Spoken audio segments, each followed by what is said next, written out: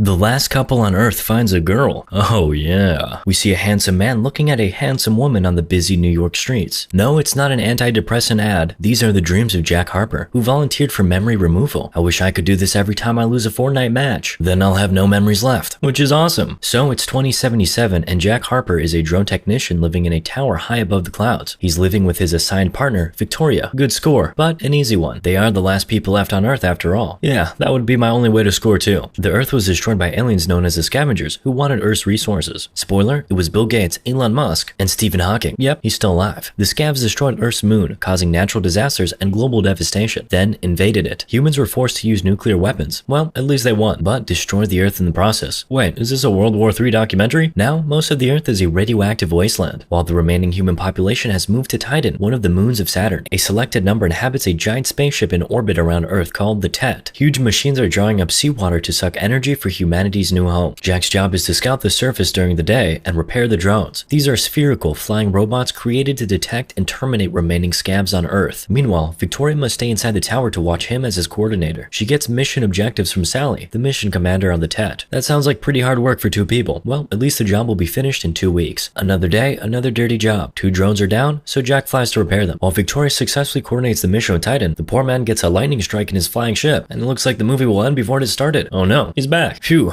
that would have been a short video. Jack finds a drone on what was the Super Bowl stadium and repairs drone number 166. Jack shares with Victoria what he read about the last Super Bowl game in 2017. He encounters a dog and spooks it away before drone number 166 fully recovers. Lucky one, the pup was almost killed. The aliens that were hiding all that time in the stadium have retreated. Uh-oh, someone is being watched. Meanwhile, Jack feels moody about leaving the Earth soon. He's a conservative and loves hanging around what was his home before the massive Chernobyl. Victoria here doesn't care. There are no shopping malls left on Earth. Jack takes his bike and searches for the last drone on foot, and he finds it in a sinkhole. Dangerous. While Jack goes in, aliens watch him from a distance. Now it's perilous. Jack goes inside what was the New York Public Library back in the good old days. He loses contact with Victoria, but found the drone. Oops, it's a trap. Jack gets attacked by scabs, but using his skills and pure luck, manages to escape. Not back in the library. With no gun left, Jack takes his pistol out and gets ready to get penetrated. But look who's that. Number 166 gets here right on time to save his human butt, destroying all the aliens. Jack gets out, managing to grab a random book before leaving the library. Don't forget to return it in a month. Book is full of poetry, something about Horatius. Darn, bad luck. I was hoping for Rich Dad, Poor Dad. Jack returns to the tower and gives Victoria a flower he found. Thanks, Jack. I'll throw it away now. Moody. Actually, she did it because there were some regulations, and they were only 2 weeks away from completing their mission. She doesn't want to touch toxic plants. Nah, she's just mad at you because you didn't close the cap on the toothpaste this morning. Classic woman moment. During the dinner, Jack shares his thoughts about aliens. It seems they weren't trying to kill him, but rather catch him, then clap him, or kill, possibly. But our boy is tired of Victoria being the only woman on Earth, so deep down, he probably wants it. Victoria fights for her man by having a sussy swim in the pool. It's a good attempt, but Jack keeps getting flashbacks of a mysterious girl he knew before the war. But no time for dreaming. A huge mushroom explosion is up on the horizon. Did the friendly CSGO players finally decide to strike us? Nah, just a water machine that exploded. Jack gets a beacon signal from the bombed out Empire State Building and goes there to investigate. They discover the signal's coded coordinates of nothing particular. Jack believes it's the work of scabs and cuts it. He then tells Victoria that he'll do some perimeter checks around the border where the radiation zone meets the safe area. Oh yeah, classic perimeter check. Dad used to do those too for years. Then I found out I got a brother named Juanito in Mexico. Jack visits his secret house by a lake in a lush green valley hidden away from view. Now I see why he doesn't want to go to Titan. He falls asleep chilling on the grass and awakens to see objects parachuted down from the sky. They crash land right on the coordinates from the transmission he saw before. He flies to investigate, although Victoria and the commander ordered him not to. He finds humans in Delta sleep pods scattered around the wreck, and one of them is the girl from his dreams. Look who's here, Mr. 166. He arrives and begins destroying all of the pods. Defend, not destroy. Guess they don't follow Asimov's rules. However, Jack manages to save a pod with his dream girl by acting as a shield, since 166 is programmed not to terminate him. The aliens watch from a distance. Jack takes the pod back to the tower where Victoria manages to wake the woman from deep sleep. The girl wakes up, vomits, calls Jack by his name, and falls asleep. And that's what my last club visit looked like. We find out the girl's name is Julia, and she's been sleeping for 60 years now, so she fell asleep before the war. Well, rise and shine, sleepy bird. The world is destroyed. Reminds me of when Jared Leto took a no-internet trip to the desert and came back to find the world in lockdown. Imagine his face. This actually happened, by the way. Anyway, Victoria is not happy at all. She smells competition. What can I say? When there are only 2 women on Earth, competition is indeed intense. Jack reveals he remembers Julia. Bad idea, you're only escalating the situation. They go to sleep, but Jack feels an itchy feeling somewhere and goes up to Julia. The girl says she needs to get to the ship, so Jack follows her orders like a pup, without telling Victoria. Oh, she's furious. After they receive the data recorder, Jack realizes they're surrounded by scavs. Too late. Boom. Unconscious. He sends the aircraft back to the tower tower just before passing out. When reporting to Tet, Victoria requests a drone scout in the missing area without actually saying what happened. Smart move. Maybe. Or maybe the call for backup would be a smarter one. Jack wakes up, tied to a chair. Suddenly, Morgan Freeman reveals himself and starts a monologue about the Earth, cosmos, black holes. Nah, just joking. He just reveals that the scavs are not aliens but humans, and drones are programmed to kill the remaining humans, not aliens. So humans have to wear alien costumes and imitate their voices to confuse the drones. And guess the worst news. The real aliens are inside the Tet. Shocker. The leader of the scav is actually the leader of the human resistance named Beach, and he needs Jack's help. That's a very unfortunate name, by the way. They have a stolen drone and 10 power cells from other drones they have brought down. They also scavenged the weapons-grade plutonium power cores from the wrecked ships like the one Julia was on. Humans turned the stolen drone into a nuclear bomb, and now they hope to destroy the Tet with it. As a skilled drone technician, they hope for Jack's help to reprogram the drone. Great story, bro, but Jack still has doubts and thinks there are humans on Tet. Well, too bad. The not aliens aren't that patient, so they bring Julia and aim a gun at her. They almost shoot when the drone searching for Jack arrives. With problems, humans manage to take them down. Then, Beach releases Jack and Julia, saying that he will find the truth in the forbidden radiation zone. The two ride Jack's motorbike, but it runs out of fuel, so they hike to the Empire State Building, where Jack manages to signal to Victoria. She sends the aircraft to pick them up. While they're both waiting, Jack asks Julia who she is. Oh, you'll love it. Turns out they were both from the spacecraft Odyssey, and she is his real wife. Julia tells how they were standing together on this balcony when Jack proposed to her, and he clearly remembers it. They hug just as the aircraft arrives. Oh, Victoria sees it all. Jack and Julia fly to the tower, asking Jack not to report to Tet before arriving. What would an upset and jealous Victoria do? Of course, she messages Sally saying she and Jack are no longer an affect.